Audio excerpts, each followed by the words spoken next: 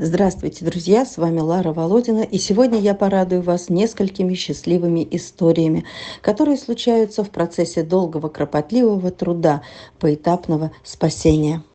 Мой пушистик, мой колобочек, пушистенькая какая собачка, пушистенькая. И небольшая, скажи я, да? Итак, пушистая девчушка Тула, замерзающая в будке в минус 50, покрытая инеем и при этом озорно заглядывающая в глаза человеку. Забрали мы ее зимой. Но забрав ее, увидели свищи после стерилизации на животе. Сейчас поедем в клинику. После, видимо, стерилки все гноится у нее здесь. Ой, из-за шва, может быть. Лечили долго, одновременно ожидали самолет. Говорили, что она склонная к побегу. Но нет, сразу влюбила в себя всех на передержке. Очень позитивная, задорная, веселая. Ее все устраивало. Сбежать она и не пыталась. И в конце лета ее наконец-то взяли на пристройство в Европу. И в течение месяца ей нашлась там семья. Семья большая, дружная, с большим участком. Есть где побегать вдоволь. Keine Zeit, sie hat keine Zeit. Sie will nicht spielen. Wollen wir mal reingehen? Die Emi ist so Kindskopf, ne? Und die Tula hat keinen Bock. Keine Zeit, stör nicht. Kommt mal. Tula! Schätzchen, nein, was ist? Da war ich noch nicht, ne? Da warst du. Emi, komm. Komm mal her. Komm mal her, bleib da. Bleib da. Tula. Живет теперь в любви и неге. Счастливы и люди с ней, потому что появилось в их жизни такое солнышко, которое заряжает их своей энергией.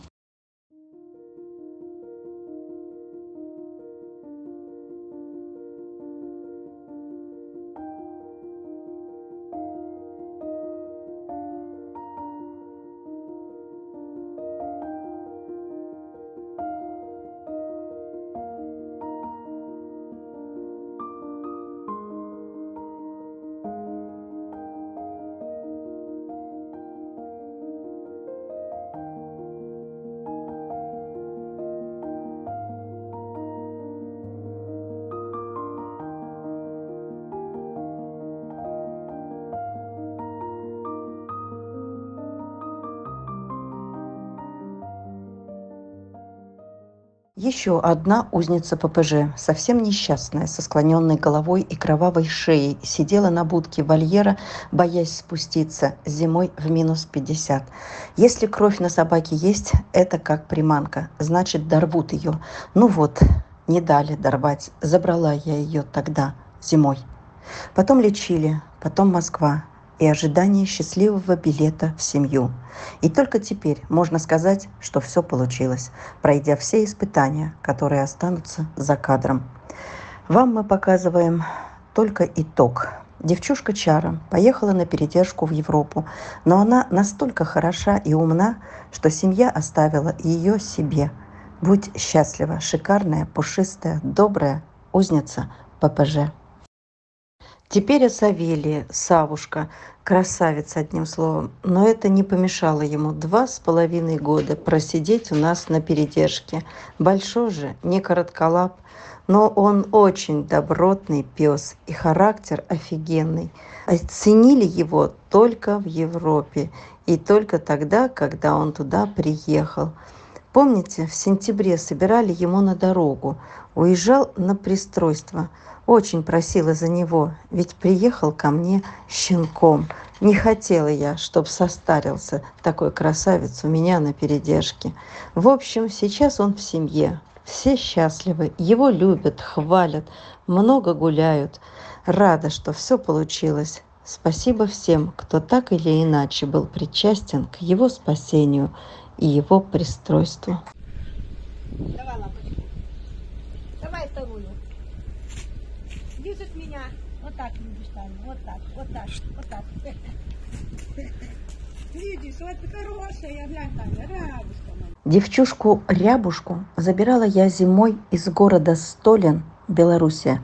Так неистово рыдала одна спасительница ее, рассказывая о всех убитых в ее богом забытом городке. Забирала я в тот период оттуда 3. И вот только в сентябре позвали нас на пристройство в Европу. Просили небольшую. И ей повезло, что она оказалась у меня небольшой, сантиметров 45. И я рада, что в течение месяца нашлась ей там семья. И ей настолько там хорошо, быстро освоилась, хотя приехала ко мне зимой очень зашуганной, тревожной, доставалась ей в жизни. Что посмотрите, какая счастливая, уже встречает хозяйку.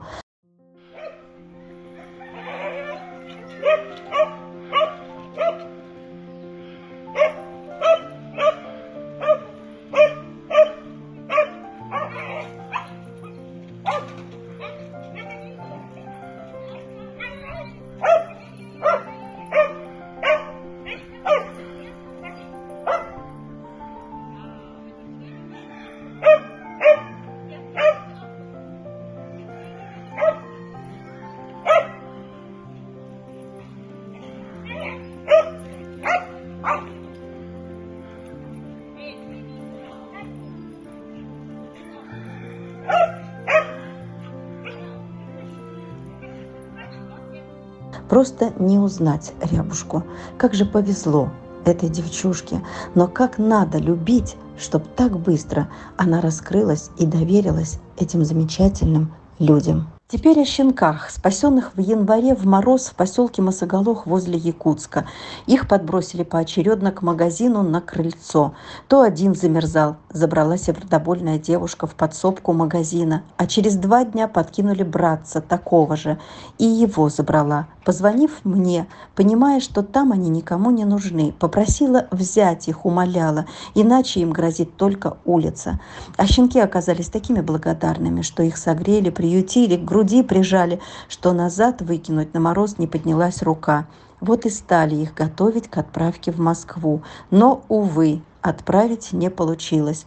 Отправили на передержку в Якутск, где они заразились энтеритом. Лечили, капельницы, поездки в клинику ежедневные, а после выздоровления снова заболели. Аденовирус. И снова лечили. И когда снова пошли на поправку, то девочка, спрыгнув откуда-то, сломала ножку. Наложили гипс. Месяц в гипсе. Все это мы оплачивали с девушкой Еленой, что спасла их, поровну. С гипсом и приехали они ко мне. Вот такие вы хорошенькие. Ну, езжайте. Прилетели они, солнышки, прилетели. Вот такие колоски. Хорошие, хорошие. А ножка-то как у тебя поживает, а? Как у тебя ножка поживает, мой сладенький? Вот какие. Ай, какие хорошенькие. Ой, какие хорошие зайчики прилетели. Девочка и мальчик. Хорошо, что вовремя. Вовремя здесь снимали гипс. Нога под гипсом уже начала загнивать, натирать, болеть. Эти дети прошли все эти испытания и ужасы, и они так заслужили счастье. Но пристройство тоже не далось легко. То обещали забрать в Европу, то снимали с рейса. Долгие дебаты, уговоры. В общем, все непросто. Это если кротко о их спасении, а мы о пристройстве. И только сейчас могу рассказать, что наконец-то мальчик Крош в семье. Эх, долгий путь, чтобы стать домашним, проходят они. Жалко, что и щенки так долго пристраиваются. Только теперь он счастлив, он обрел семью там, в Европе.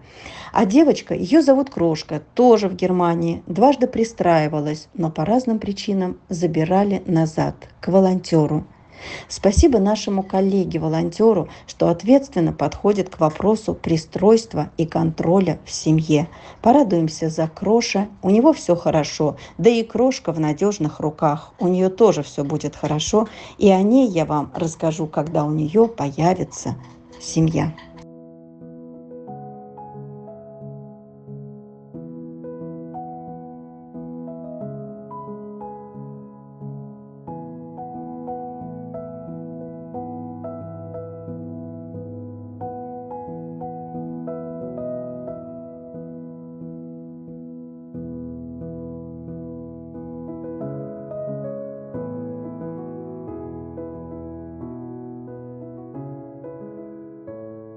Ой, моя хорошая, вон дыра такая на шее у нее.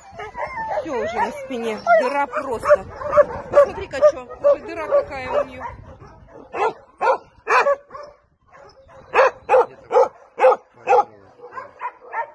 Выдрали. Ой, беда, ой, кошмар. Ай, какая ласковая, ай, какая целовака, ай, какая красивая целовака. И еще об одной счастливице, друзья, расскажу вам сегодня. Это Рада. Забирала ее в далеком 2020 году из ППЖ. Двоих сразу порванных забрала Скифа и Раду. Скиф давно уже в семье, о нем я рассказывала. А Раду долго лечили порванную шею и уши. И Рада жила на передержке все эти годы здесь, в Москве. Она оказалась и тогда-то не молодой, средних лет. Да еще прошло 4 года. Поэтому сейчас ей около 10 лет. Перспективы пристройства не было. В таком возрасте никому не нужны они. На передержке очень растолстела, мало двигалась, только лежала. И вот семья в Германии пожелала приютить старенькую собачку, скрасить ее старость. Выбор пал на Раду. И она уехала вскоре сразу в эту семью. И вы знаете, там она ожила. Ею стали заниматься. Правильное питание для возрастных собак, диета, движение, прогулки, пробежки по 1,5 километра в день. Лежать там некогда. Одним словом, и к Раде пришло счастье, хоть на старости лет. Теперь она узнала, что такое быть любимой и жить в заботливых руках.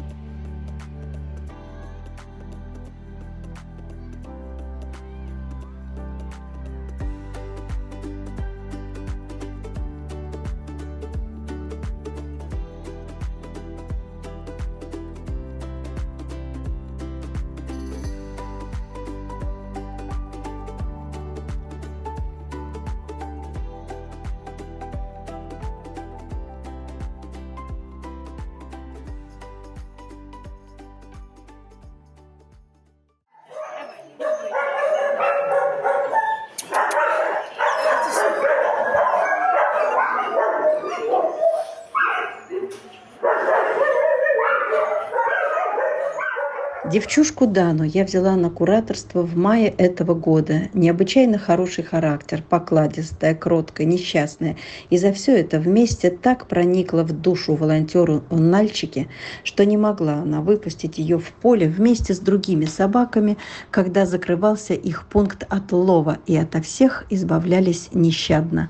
Тогда и приехала она ко мне в Москву. Встречали с Романом поезд с этой Даночкой и Дэном. Я рассказывала вам о них. Иди сюда, иди, облизывай, да? Вот какие хорошие. Облизывать Мальчик я и люблю, девочка целоваться не люблю. приехали к нам. Золотые дети, золотые. Ты что, мне лапочку даешь? Вас спасли, мои хорошие. Вон как вы хвостиком виляете, да? Девчушка не засиделась на передержке. По стечению обстоятельств была выбрана на пристройство в Европу и через 3 месяца уехала. А еще через неделю уже была там пристроена в семью, с которой сразу отправилась в отпуск путешествовать. Вот так сложилась судьба Даночки. Она тоже родилась под счастливой звездой. Не часто такое бывает. Пусть будет счастлива и эта девчушка.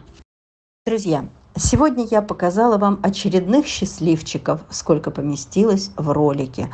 Как вы понимаете, это очень долгая, трудоемкая работа причастных к этим собакам людей. Кто-то спасал, кто-то передерживал, кто-то пиарил, кто-то лечил и так далее. Труд за кадром, чтобы потом вот так показать вам. И спасибо вам за помощь финансовую. Спасибо, что вы есть. Когда вы помогаете, то получается больше спасать и качественнее. И наоборот. Друзья, помогайте им. Нам ежедневно нужна ваша помощь.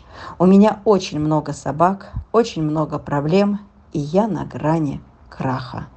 Если будет помощь, то в январе будут еще счастливые истории. К сожалению, все зависит от денег.